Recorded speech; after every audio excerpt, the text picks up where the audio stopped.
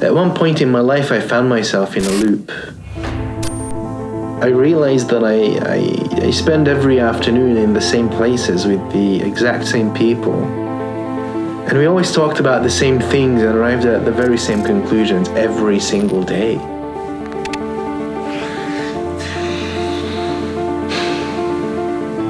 I mean, I went to work to earn enough money to do things that keep me motivated just enough so that I can go back to work the next day. What's the point in that? What happened to my dreams, my goals? I mean, growing up, I remember being told to stop chasing dreams and get a real job. So I have that now, I truly do. But why does it feel so wrong? Is this really what life should be like? I've reached the dream, what now?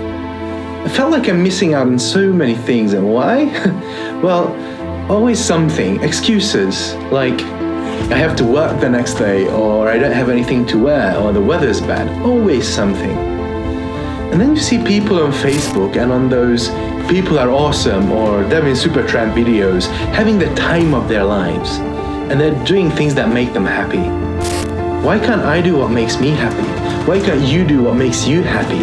The thing is, nobody's going to put your or my happiness in front of their own. So unless we go for it ourselves, it's just not going to happen. This is where it got interesting for me. As soon as I admitted to myself that there is indeed a problem, I started wanting to do the things that made me happy. I wanted to do the things that they told me to stop daydreaming about. Just think about it.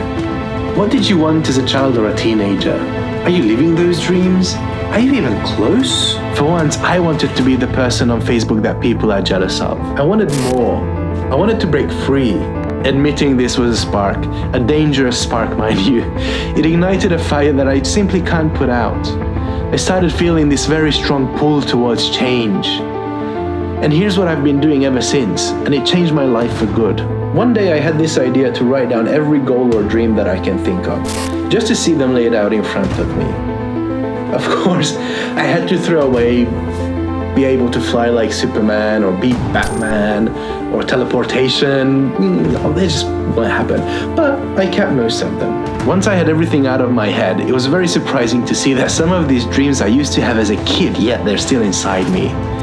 See the world, for example. Who wouldn't want to do that? So the question is, how can I travel frequently, once a month, for example, for the rest of my life? Well, on one hand, I would need probably £1,000 a month to spare on travel just to be on the safe side.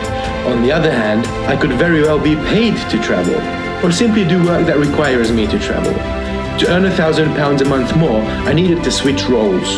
So what do I need to be able to switch to a job that would require me to travel or pay me more, or both? The only thing I knew at the time is to become a good consultant. To become a good consultant, I first needed to become an actual consultant. A step that I was able to start straight away after a little Googling. And just like that, there it was, a crystal clear path that I was able to follow from that point in time. First, I had to set up my company and do a bunch of other things to become a consultant.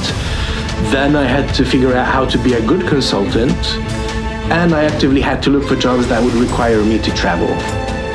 So shortly, I landed my first consultancy role in London. A year after that, I got a gig in Sweden, a country that I've never been to before. And a year after that, I landed a role that requires me to travel a lot constantly. The trick is to always reflect on your situation and be completely honest with yourself. You also need to know how you're going to measure your progress. Am I traveling yet? How many new cities have I visited this year? I did the same exercise with all my other dreams. Some led to a very long list of things I need to achieve, and some I realized I don't even need anymore. And of course, the map is not set in stone, because the further you plan ahead into the future, the less you could possibly know what you're going to need. So just update the map whenever a new task pops up. And a word of advice, don't throw away things that you've done already. It could be a huge motivator to see what you've already achieved. So leave it up there and be proud of yourself. Now you know the secret, so go ahead, grab a block of Post-its and a Sharpie and spend a day to figure out who you want to be and how you want to live your life. You got the results? Share them in the comments below or on social media with the hashtag DreamPlan, and let's do this together. If you're still not convinced and want to see the whole thing in practice and not just theory, subscribe to my channel where you can see my journey to my dreams on a weekly basis. Also, did you know that there is a condition that might prevent you from ever reaching your own goals? If not, head over to Veritasium and check out Derek talking about a thing called learned helplessness. It explains a lot. Thank you for watching.